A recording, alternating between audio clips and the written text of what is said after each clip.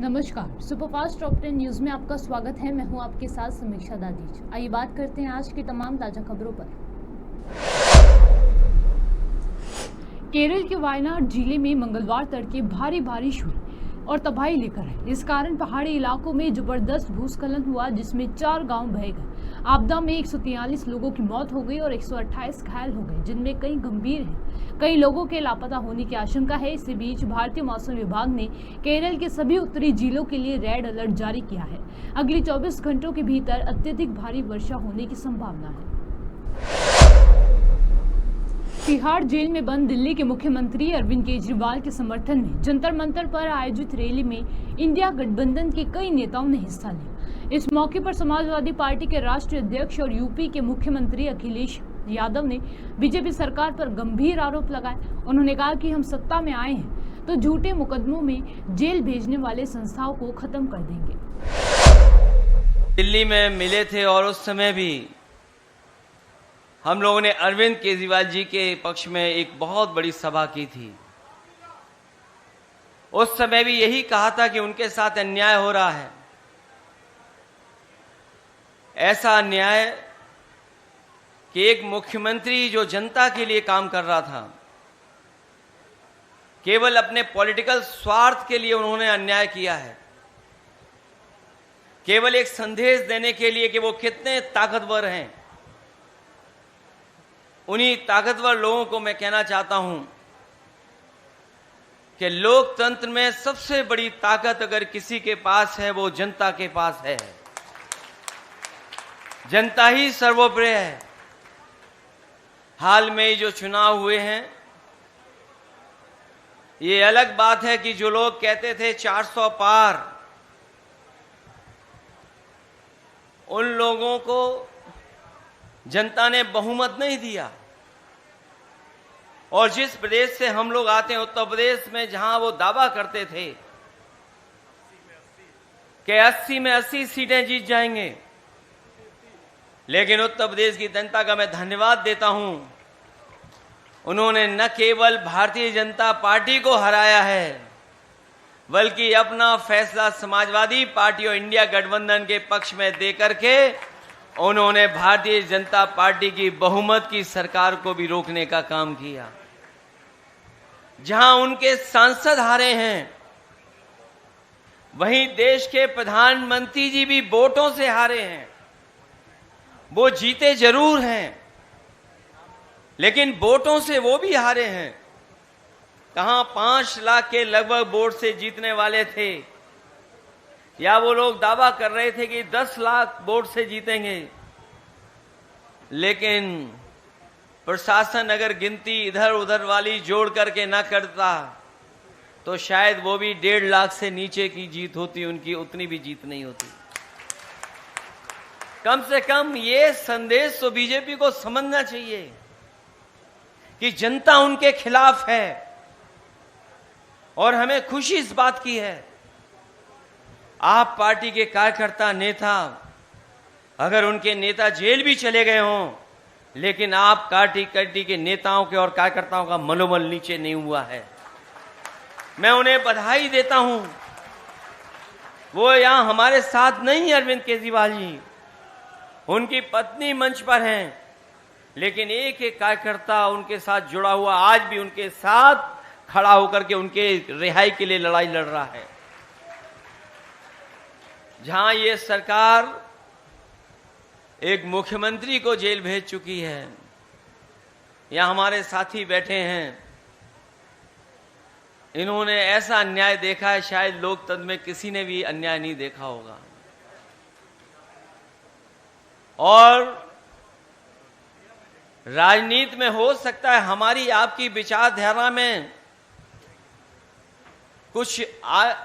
हम कुछ स्वीकार करते हो, आप कुछ स्वीकार करते हो, लेकिन कभी ऐसा नहीं हुआ होगा कि पूरे के पूरे परिवार के साथ अन्याय हो जाए।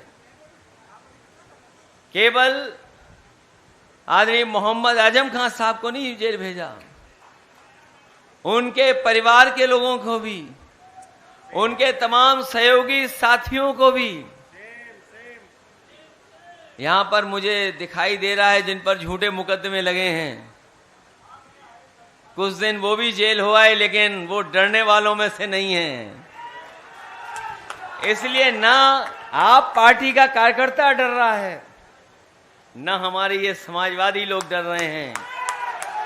अगर हमारा रास्ता लड़ने का ही है, संघर्ष का ही है, तो हम लोग लड़ने और संघर्ष करने का रास्ता स्वीकार करते हैं। उनके स्वास्थ्य को लेकर के अरविंद केजरीवाल जी को जो चिंता है, जहां कार्यकर्ताओं को चिंता है, उनके परिवार और उनकी पत्नी को चिंता है, उतनी ही चिंता हम सबको है कि उनका स्वास्थ्य देखते हुए और एक मुख्यमंत्री को केवल पॉलिटिकल स्कोर अपना बेहतर बनाने के लिए अन्याय हुआ है। उनके खिलाफ जितने मुकदमे हैं सब खत्म होने चाहिए, उन्हें जेल से रिहा होना चाहिए। हालांकि एक बात मैंने चुनाव से पहले कह दी थी कि कई ऐसी संस्थाएं हैं दिल्ली के पास जो पॉलिटिकल लोगों को समय समय पर परेशान करती हैं। वो संस्थाएं उन्हें न्याय नहीं देने देती हैं। मैंने हालांकि वो कहा था एक सीनियर जर्नलिस्ट से, उन्होंने अखबार में भी छाप दिया था, कई ऐसी संस्थाएं हैं जो जानबूझ करके पॉलिटिकल लोगों को बदनाम करने के लिए, उनको अपमानित करने के लिए, झूठे मुकदमे लगाने के लिए हैं। अगर जब कभी भी संस्था हम लोग सत्ता में आएंगे, ऐसी संस्थाओं को हमेशा हमेशा के लिए खत्म कर देंगे। हमारे लोकतंत्र में किसी को झूठा फंसाना नहीं लिखा है, हमारे संविधान में झूठा फंसाना नहीं लिखा है, लेकिन बीजेपी का पता नहीं कौन सा संविधान है जिससे झूठा फंसा देते हैं। न जाने कौन से सेक्शन में ये व्यवस्थाएं बना देते हैं। इसलिए हमारी लड़ाई, और हम आपका हमेशा साथ देते रहेंगे। आप अच्छे दिन में भी होंगे, दुख तकलीफ में भी होंगे, तो हम समाजवादी लोग आपके साथ खड़े दिखाई देंगे। मैं आपको इस संघर्ष के लिए बधाई देता हूं। मैं आपके पार्टी के लोगों को धन्यवाद देता हूं कि उन्होंने मौका दिया है आने का। मैं एक बार फिर श्रीमती सुनीता केजरीवाल जी से कहूंगा कि वो लड़ रही हैं, पत्नी होकर के भी वो लड़ रही हैं, वो अपनी जिम्मेदारी निभा रही हैं। हम उनके दुख तकलीफ में उनके साथ हैं और संघर्ष में भी उनके साथ हैं। हमें पूरा भरोसा है उनको न्याय मिलेगा। और अपने यहाँ आए हुए समाजवादियों से भी कहना चाहते हैं कि देर हो सकती, अंधेर नहीं होगी। एक दिन आप देखोगे वो भी बाहर आकर के हम लोगों के साथ बैठे होंगे।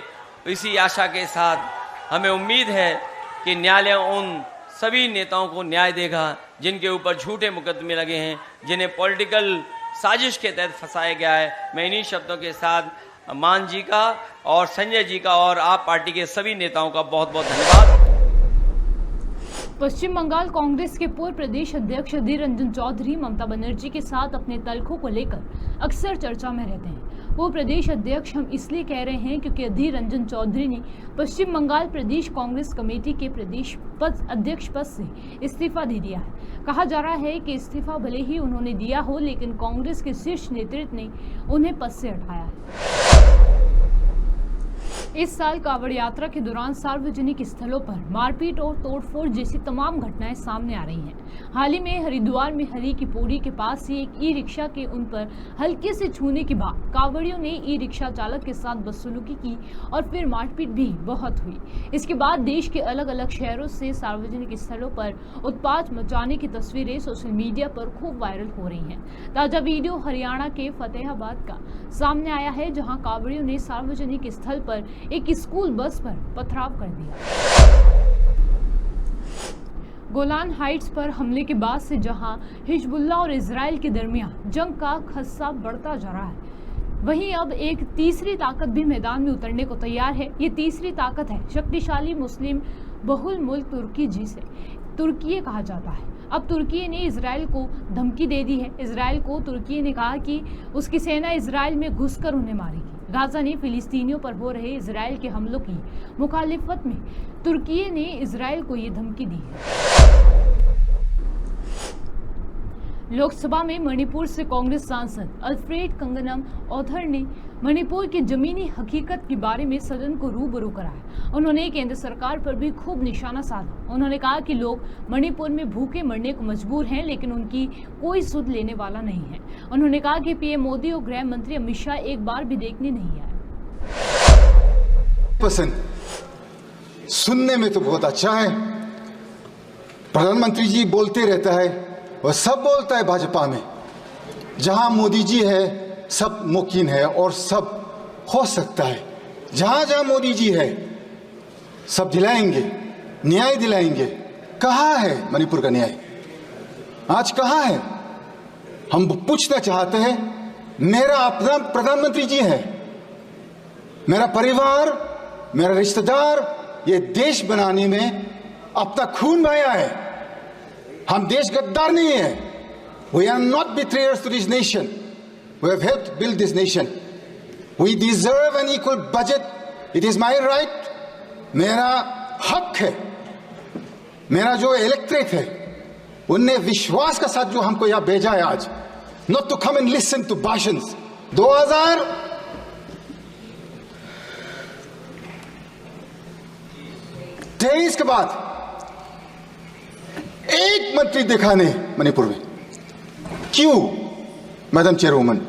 अपना प्रधानमंत्री जी से हम पूछना चाहता है। मेरा दिल कहता है सच आदमी है प्रधानमंत्री जी, सच करना चाहता है, दिल में खुलासा है, तगड़ा वाला प्रधानमंत्री है। हमको समझ में आता है 56 इंच कहीं नहीं, लेकिन उसको समझदार है कि अपना देशवासियों, अपना नागरिक लोग मणिपुर में अभी खाना पीना तक भी नहीं मिल रहा है। रेफ्यूजी कैंप में 15 महीना। किसको पुकारो, किसको बोलो? अपना मुख्यमंत्री से आप पूछ लीजिए। वो खुद दिन भर दिन उसका मुंह से जो शब्द निकलता है सिर्फ मारने का, पीटने का। क्या है ये मेरा देश है क्या? मेरा परिवार ये देश देखने के लिए थोड़ी ना सैक्रिफाइस किया है मैडम। एक एक शब्द, एक एक सेकंड जो मेरा परिवार ने इस देश बनाने में जो कुर्बान किया है, मेरा हक बनता है आज की मेरे को न्याय दिलाइए, नीति साफ कीजिए, नीयत साफ कीजिए। प्रधानमंत्री और गृह मंत्री जी साफ सुधर करके मणिपुर आइए। आपका देशवासी है हम लोग सब भारतीय नागरिक हैं।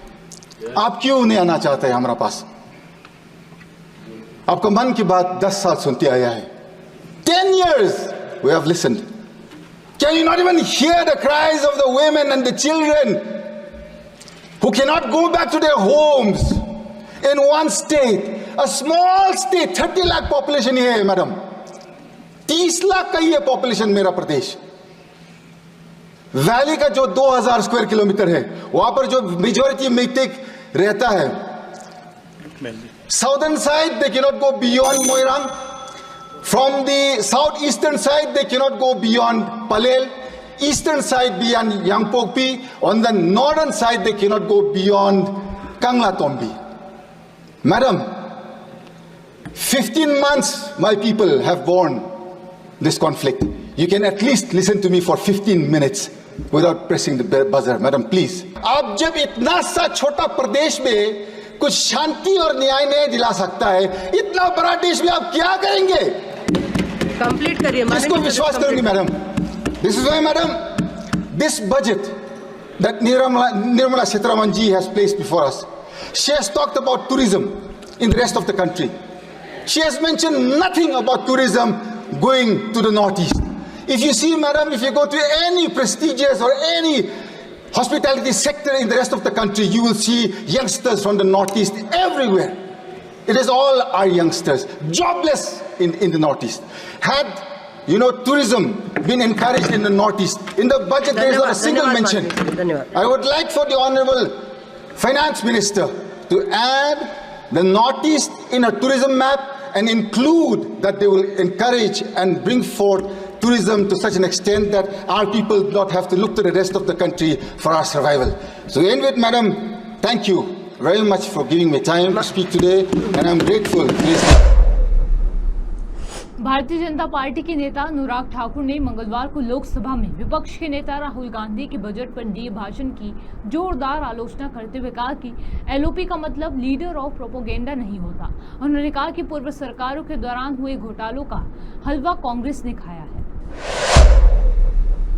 सपा सांसद जियाउर रहमान बर्क ने बजट चर्चा पर अपना भाषण दिया। केंद्र सरकार के बजट पर बर्क ने तंज कसा है। उन्होंने कहा कि ये जनता के लिए सरकार को बचाने वाला बजट है। 2 करोड़ नौकरियों का वादा किया था, क्या हुआ? उसका मुसलमानों के साथ इस सरकार ने दगा किया। समाजवादी पार्टी प्रमुख अखिलेश यादव ने कहा कि ये जाति का सवाल नया नहीं है, जाति का सवाल बहुत पुराना है। जाति का सवाल जिसने जाना है उसे अंबेडकर की किताब एनिहिलेशन ऑफ कास्ट जरूर पढ़ना चाहिए। इनके यानी बीजेपी के पास क्या जाति तोड़ो आंदोलन का कोई विकल्प है? जिसको जाति को लेकर दिक्कत और परेशानी है उसे मंडल कमीशन की किताब आज ही खरीद लेनी चाहिए और प्रस्तावना पढ़नी चाहिए। जाति का सवाल कोई नया नहीं है, जाति का सवाल बहुत पुराना है। मैं उन बातों में नहीं जाना चाहता हूं।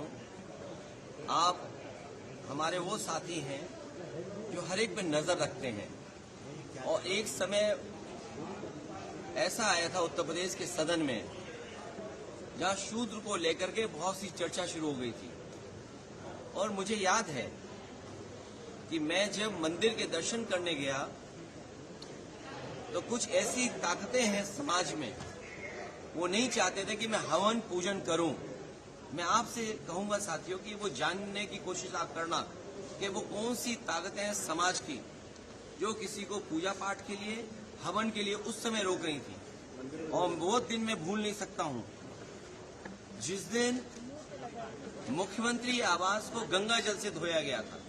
मुझे कोई आज समझा दे, कोई जागरूक समझदार इंसान मुझे ये समझा दे कि किसी मुख्यमंत्री के घर को गंगा जल से कैसे साफ किया जा सकता है। मैंने लोकसभा के चुनाव में मैनपुरी में देखा कि बहुत सारे लोगों ने प्रतिमा को धोया था। अगर ये सब बातें मैं भूल जाऊं एक बार को, लेकिन उसके बाद मैं कन्नौज में उस मंदिर में गया था जिस मंदिर में जाकर के पहली बार मैं चुनाव जीता था, और मेरे वहां आने के बाद मंदिर धोया गया था। सोचिए, आप कल्पना कर सकते हो जब आप चंद्रमा में जाना चाहते हैं, इलेक्ट्रॉन्स की बात कर रहे हो, डिजिटल इंडिया की बात हो रही हो, विश्व गुरु, अमृतकाल, विकसित भारत, और आप गंगा जल से धोएंगे मंदिर को। सवाल अगर ये हट जाए एक बार को, और जो सदन का सवाल है, क्या बीजेपी कांग्रेस पार्टी के नेता या किसी भी व्यक्ति की जात पूछ सकती है? हम और आप लोग कभी व्यवहारिक मजाक करते हैं तो उसमें चलो एक बार को कोई बात मजाक में चली जाए, लेकिन सदन में जो शब्द का इस्तेमाल हुआ था, मुझे तो ये लगता है अनुराग ठाकुर जी को कहा गया है कि 99 बार गाली खा करके आओ आप सदन में, तब आप मंत्री बनोगे। और जाति का सवाल जिसको जानना है, बाबा साहब भीमराव अम्बेडकर जी की किताब एनिमिलेशन ऑफ कास्ट, एनिमिलेशन ऑफ कास्ट जरूर पढ़नी चाहिए।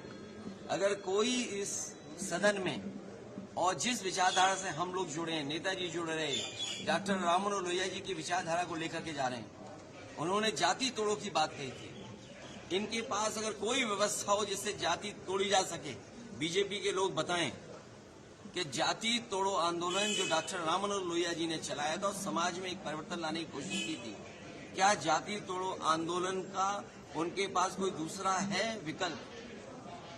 और फिर जिसको जाति को लेकर के शिकायत और दिक्कत और परेशानी हो, उसे आज ही किताब खरीद लेनी चाहिए मंडल कमीशन की, और उसकी प्रस्तावना पढ़नी चाहिए। और प्रस्तावना के साथ साथ हमारे संविधान की प्रस्तावना भी पढ़नी चाहिए, जिसमें सोशलिस्ट कंट्री की बात कही है, जिसमें गैर बराबरी खत्म करने का रास्ता दिखाया गया है। और जाति के आधार पे ही आपको आरक्षण क्यों दिया है? आरक्षण इसीलिए दिया कि हम जाति के आधार पर हम गरीब हैं, तो अगर ये मांग हो रही है कि जाति जनगणना हो तो कोई गलत नहीं है। हमारे बहुत सारे फैसले और बहुत सारी नीतियां तभी अच्छी बनेंगी जब जाति जनगणना हो जाए और समाज को ये पता लगे कौन कितनी आबादी का है, उसको उस हक और सम्मान के साथ उसको उसमें मिल जाए। और सबसे बड़ी बात है, भारतीय जनता पार्टी के लोग घबराए हुए पीडीए की लड़ाई से, ये पीडीए से घबराए हुए हैं, क्योंकि एनडीए को अगर किसी ने पटका है तो पीडीए ने पटका है। और जो लोग कहते थे एम बाई गठबंधन, एंड हमारे पीडीए ने एम बाई को हराने का काम किया है। इसका जवाब उनके पास नहीं है। विकास दिव्य कीर्ति ने इस कोचिंग हादसे और अपने कोचिंग सेंटर के बंद होने पर अपनी पहली प्रतिक्रिया दे दी है। विकास दिव्य कीर्ति आईएएस दृष्टि के ऑफिशियल ट्विटर हैंडल पर एक पोस्ट कर इस मामले में टिप्पणी की है। विकास दिव्य कीर्ति ने पहले तो इसके बाद खेद व्यक्त किया और उन्होंने मामले में अपना पक्ष रखने में देर कर दी। इसी के साथ ही उन्होंने सीधे डीडीए, एमसीडी और दिल्ली फायर डिपार्टमेंट पर निशाना साधा है। उन्होंने कहा कि इनके नियम अलग अलग हैं, जिसके कारण ये दिक्कतें हो रही हैं। सुपरफास्ट टॉप 10 न्यूज में आज के लिए सिर्फ इतना ही। देश और विदेश की तमाम बड़ी खबरों से जुड़े रहने के लिए देखते रहिए पॉपुलर टीवी। धन्यवाद।